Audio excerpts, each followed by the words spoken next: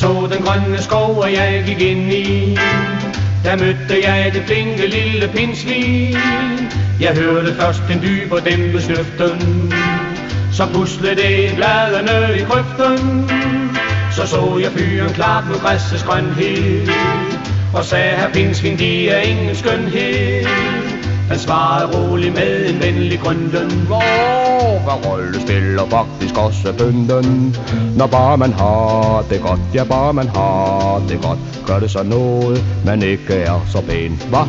Når bare man har det godt, ja bare man har det godt, gør det så noget, man ikke er så pæn. Jeg ved, at pindsvin godt kan være prikken og lege nogle puder op i stikken.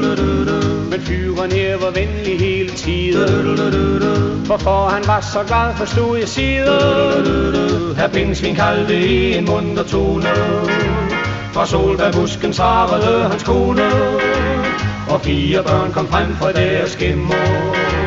De sang i kor med rene, klare stemmer. Når bare man har det godt, ja bare man har det godt, gør det så noget, man ikke er så pæn.